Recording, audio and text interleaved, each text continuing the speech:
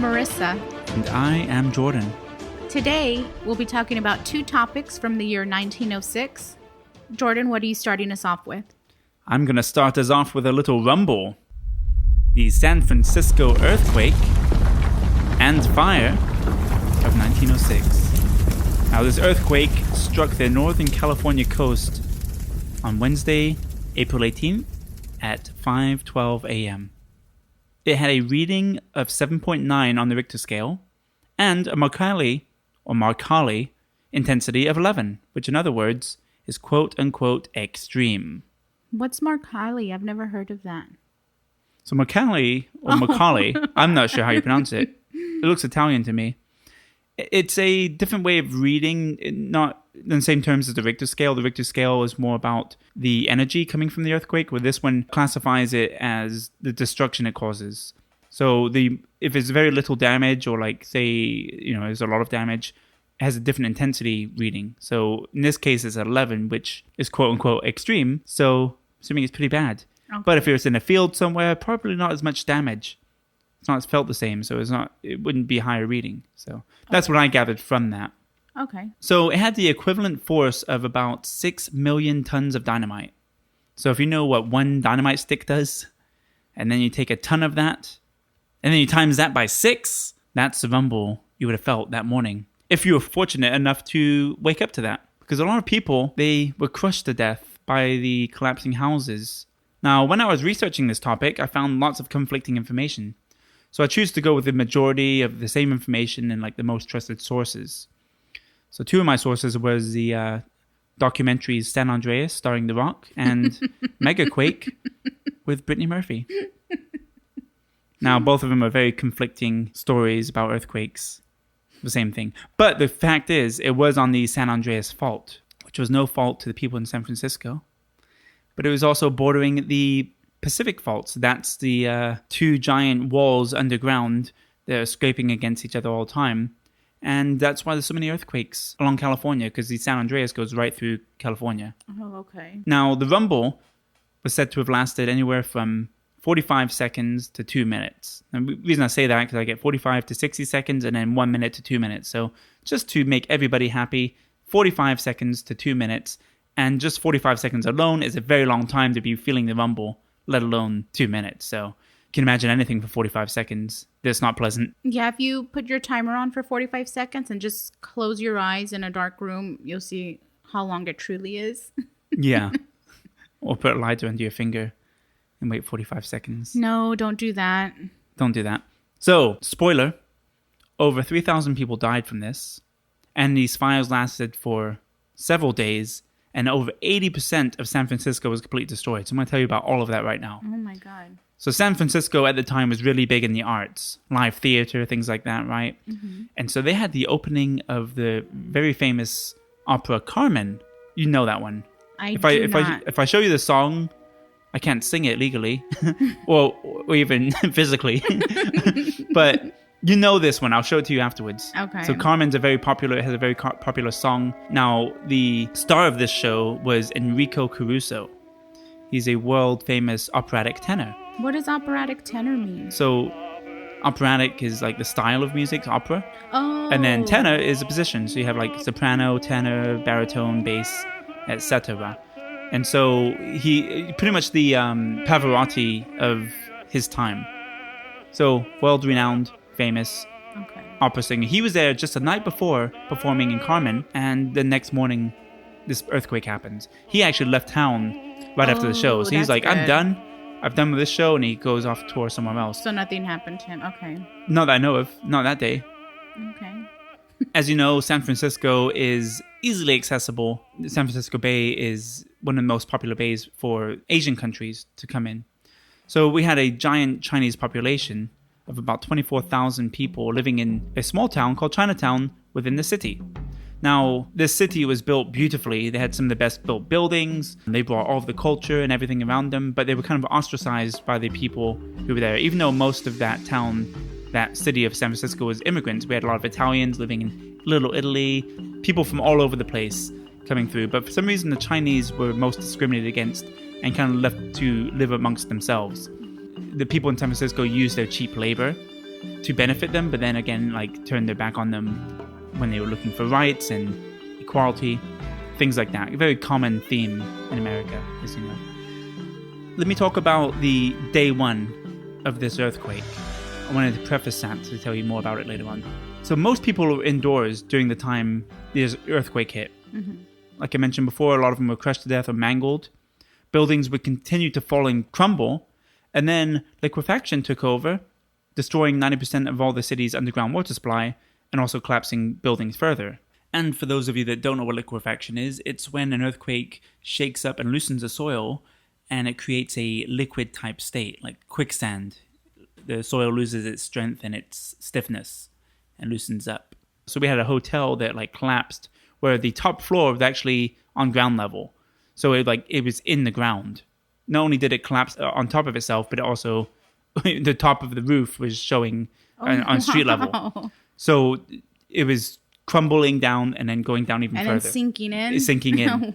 So there were people who were trapped under there. A lot of people drowned because the water mains burst and they were stuck under all this rubble. Very devastating. So that was about an hour. Within that first hour of the quake, a lot of the buildings sunk even further.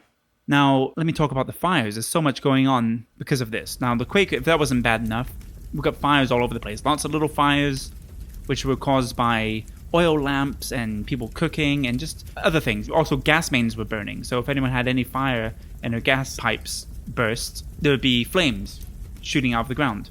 Their fire department weren't the best equipped when it came to handling large fires like this. This fire department still had horse-drawn fire wagons. So there were horses leading small amounts of water with people with a hose and buckets. And they were still using Dalmatians to run to intersections to stop the traffic. So these Dalmatians, which you know is kind of like a mascot for fire departments usually. Mm-hmm. They used Dalmatians as a symbol to relate with fires. When people saw Dalmatians, they knew a fire was happening. So the Dalmatians would run to the intersections, bark, stop traffic to allow these horse wagons, fire departments, to make their way through. And the town was not really equipped. They built the city very quickly. Still a brand new city. They claimed a lot of these buildings were fireproof, but as they do, whenever they see, like you mentioned, on one of the Iroquois Theater. Yeah, Iroquois Theater fire. When they say this is fireproof or whatever, it usually isn't. It's usually the opposite. Yeah. Which is ironic. But a lot of these buildings were on fire immediately. We had two fires. We had one on the west end, one on the east end. And the very next morning, there was another fire, which happened right between the two fires. And this was caused by a man who was cooking breakfast for himself, and he had a damaged chimney and didn't realize the extent of the damage, and caused a big fire inside of his house. This became known as the ham and eggs fire, because he was cooking ham and eggs. So that fire connected these two smaller fires together to create one giant fire. So you got three big fires. So that fire was in the middle, joined the two, spread.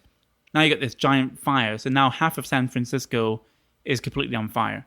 Later on, that same night, a soldier had a little campfire in a very famous Italian restaurant called Delmonico, which is still around now. He wanted to make himself a little dinner, but in doing that, he caught that building on fire, which spread even further. So now the whole city is on fire. That's so crazy.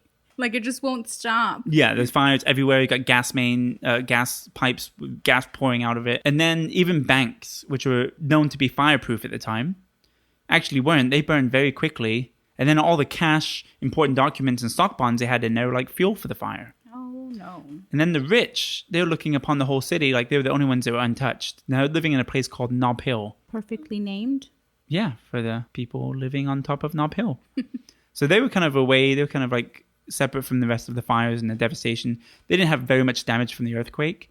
Their houses are built a little bit sturdier because they have money. And so they thought God spared them. Like, oh, look, he blesses us with wealth and riches and money and everything in this beautiful neighborhood. Well, later on that day, their house was caught on fire too. And so nobody was really spared from this, except for the small 20%, which were kind of on the outskirts. Aftermath of this, all the hospitals, except for the Free City Hospital, were completely destroyed. Even Agnew's Insane Asylum. More than 1,000 people filled makeshift hospitals they had to build in the streets and other buildings that were still erect. So over 3,000 people died and over 300,000 people were homeless. Oh, Completely homeless. Oh, that is a lot of people. A lot of people. Yeah. 300,000. You can't even fathom No, that amount of people. Now, so the dead bodies, what they could do about that? They had soldiers come in because there was people who were looting. Just, it was chaos. So they had a local army. And another thing they were supposed to do is create a fire break to bring down some of these unstable buildings to, create rubble. Mm-hmm. So you got these buildings that are unstable and they're coming down anyway. And what's going to happen is when this fire reaches them, they're going to catch on fire. So let's just dismantle them now. So when the fire gets here, we can create like a wall to stop the fire from going further, what they call the fire break. Now, they called upon the army to use their explosives. Now, the army was willing to give them everything. But because the soldiers were very inexperienced with what kind of explosive to use, there were a lot of very young children in the army at the time. They didn't know the difference between stick dynamite or nitroglycerin, which is something you usually used.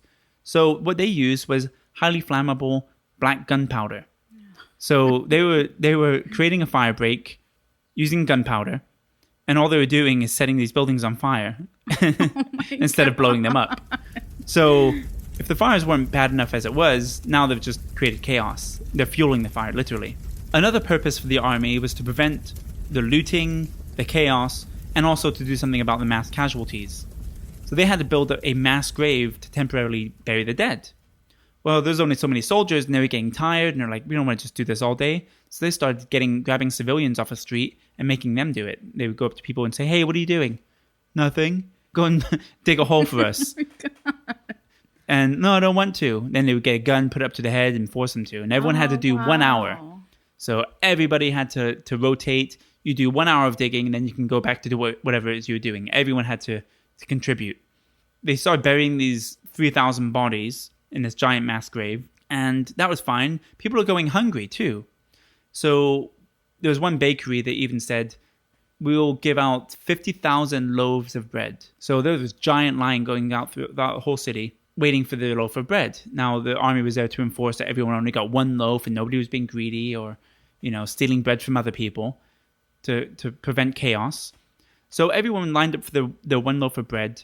And of course, there's only 50,000 loaves that were promised. And before they could even finish the first batch, there's a line going down the whole city. Now, when martial law was put into place, the looters were shot on sight by soldiers. Dozens were killed. And then rather than putting them in the mass graves with the other casualties, they just threw the looters into the fire. Save time, money, etc. Once all the looting was finished, people were getting the idea like, I'm not going to loot because the soldiers are going to kill us and throw us into a fire.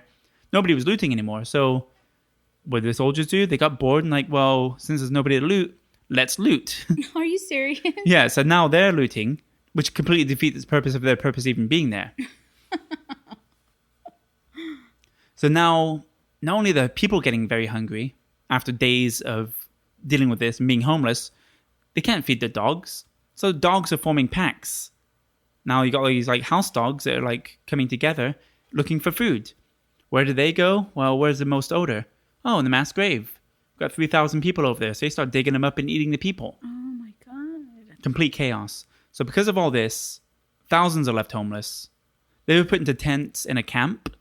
So good news about this, a lot of people developed relationships. A lot of people they met their wives and husbands during this time in the camps.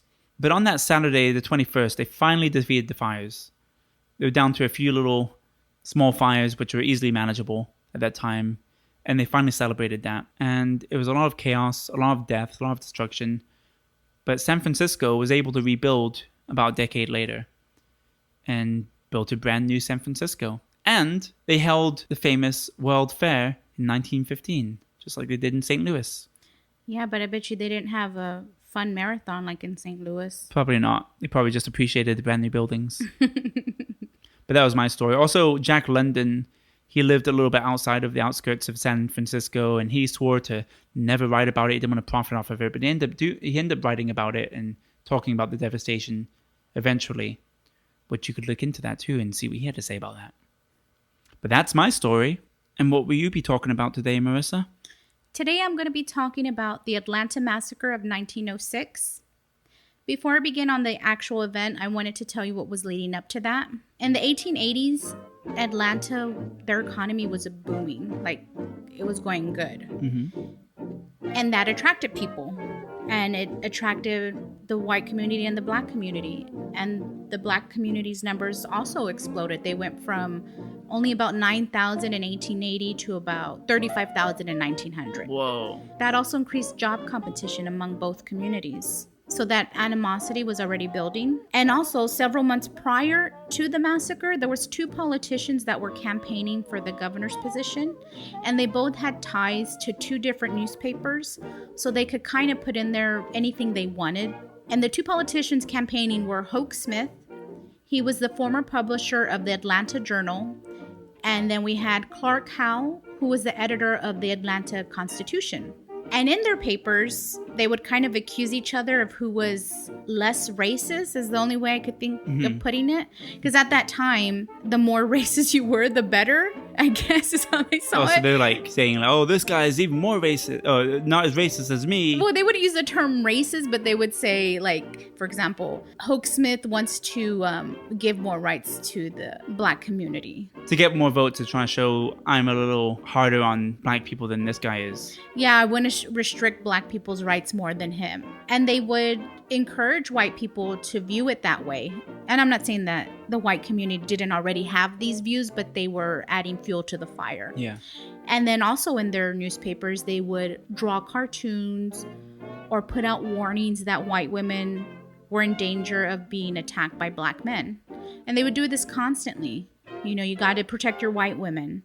So then on September 22nd, which was a Saturday, the newspaper and the news ran a story, and this wasn't a warning, there was an actual story, that 4 white women had been assaulted by black men. So of course, the white community is going to believe it, because for so long, even before these newspapers, there's always been that propaganda, that story that black men are going to come and hurt your white women. So that had been happening over and over in these newspapers, and then finally there was a story about it.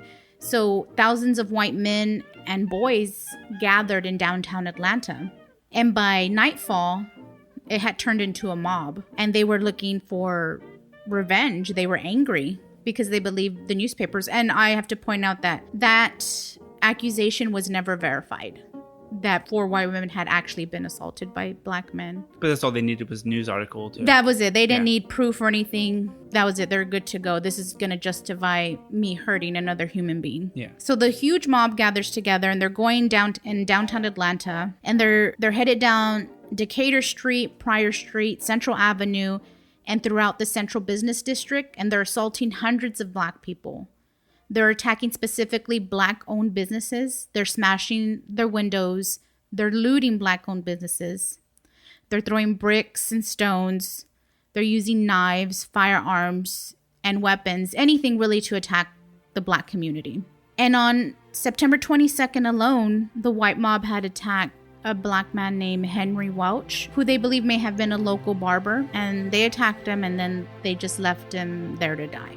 And then the second person they attacked that night was Frank Smith, who was a Western Union messenger. He was attacked near a bridge on Forsyth Street, and once they caught him, they violently stabbed him and pelted him with stones before throwing his brutalized body over the side of the bridge. And they were attacking black men, black women, and the children fled to whatever shelters they could find, anywhere where they could hide.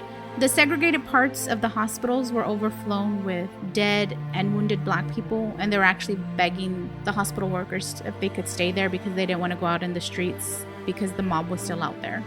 Yeah. And some of them even sought refuge in local police stations. And it was estimated that hundreds of black people died, but the city coroner only gave about 11 death certificates. But a lot of people had been found lynched, beaten to death in the streets and left there to die. And this happened over the course of over 3 days. And on one day, I believe it was Monday, September 24th, Zebulon was found hanging from a tree in East Point, Georgia. And he had actually been arrested the night before by the East Point police because he was voicing his opinion on how white people were treating the black community. And so he was arrested for that. And about 75 white men came into the jail and dragged him out. And at that time, it was normal for mobs to get together and drag out the black people, whether it was in jail or in court. Wow. And they were never they weren't stopped. The police or anybody of authority didn't do anything to stop it. So they put a rope around his neck and they dragged him from the jail, and he begged for his life, and they just lynched him immediately. And then on Monday, September 24th, the Black community was holding a meeting in Brownsville, which is about 2 miles south of downtown Atlanta. And they actually armed themselves because they weren't going to go out without a fight, which anybody would do that. You know, you're going to try to protect yourself and your family. But the police department heard about their gathering. So they feared a counterattack, and they actually raided the Brownsville community, and they arrested about 250 Black men. But before they arrested the 250 men, they actually had a shootout, and one police officer was killed. In response to that killing, 3 companies of heavily armed militia were sent into Brownsville. Wow. So they just knew there's going to be a conflict. And so rather than these people going into Brownsville, possibly getting, counterattacked, the police just went in there and started arresting people to dismantle them. Yeah. Mm-hmm. And then also, I was reading reports on it, and a lot of police officers were accused of partaking in the violence or doing nothing to stop it. And they saw several people being assaulted, and they didn't do anything about it. They just let it happen. That's kind of expected. Yeah. Especially in that time. What this massacre did, it was make the Black community be for a more aggressive approach to earning their rights. Because at that time, they were more in the views of Booker T. Washington, who was known as a accommodationist. And what that meant is they were willing to come to an agreement with the white people. And politicians at that time, they liked that because that puts the quote-unquote problem of giving Black people their rights at a later time, and they didn't have to deal with it. Yeah. But after this massacre happened, a lot of them, they sought more aggressive approaches that people like W.E.B. Du Bois were promoting. And he thought that if you don't fight for your civil rights and you're not more aggressive, you are just a second-class citizen. Anything less than what a white man has, you are a second-class citizen. And that's what he was telling his people. And at the time, they heard what he had to say, but they thought the better way was the Booker T. Washington way. But after this incident, that all changed, and they went with a more aggressive approach. Yeah, as they should. Yeah, but after this incident, more segregation laws were put on them, because what the newspapers described it as basically, this happened because the Black community doesn't take care of white women. So they had to be punished for that. So more laws that restricted their rights were put in place because of it. Yeah, it's a lose-lose situation. Yeah, and this was a community that was on the rise. They were making money. They had their own shops, their own stores, and it took decades for them to rebuild that wealth again. And it's something you see over and over throughout American history. Yep, happening today on a smaller level, arguably. Yeah, but this was a tough one. Yeah, we both have pretty dark. I mean, yours I think is a little more dark. Mine's a tragedy, which natural disaster, which is always going to be the same. But yours is like it didn't have to happen. Yeah, it didn't, because it's just I got most of the information from FultonRemembrance.org. So they have a very detailed story of what happened. So if you're interested in that, you should definitely check out that website. Yeah, some great information. I've never heard of this. I never heard of it either. And it was kind of it reminded me of the Tulsa Massacre of 1921. Yeah. What's usually called Black Wall Street. They were also on the rise and had their own community and were becoming part of the middle class. And because of that, they were killed and their shops were destroyed as well. But you'll hear about that in 1921. Yeah, we'll talk about that then. It's coming up. So what's some other things that happened in 1906? I've got one. The SS Valencia strikes a reef off of Vancouver Island, Canada, killing 136. On May 2nd, Tsar Nicholas II of Russia dismisses his moderate prime minister and appoints a conservative bureaucrat. I told you it was going to happen. Yeah, you did. Also in May 1906, Jack London's novel White Fang begins serialization in the American magazine Outing. We talked about Jack London earlier. Thought I'd bring him up. And Finland gives the right to vote for everyone, including women, but only if you're rich. If you're poor, you're shit out of luck. I don't know why they did that. That is weird. Oh, well, wealthy women, they matter. Oh, no. It was actually because everyone was given the right to vote, but I think in the local elections it was different. And it was based on how much tax you paid. So if you paid more taxes, you had more votes to give. Yeah. And, well, the poor people didn't. Yeah. November 3rd, 1906. SOS becomes an international distress signal, which is famously used in every Castaway movie. On June 30th, U.S. Congress passes the Meat Inspection Act and the Pure Food and Drug Act. These laws owe much to the exposed journalism of the period by Upton Sinclair. And that is our show for 1906. We'll see you in 1907. Bye. Bye. Bye.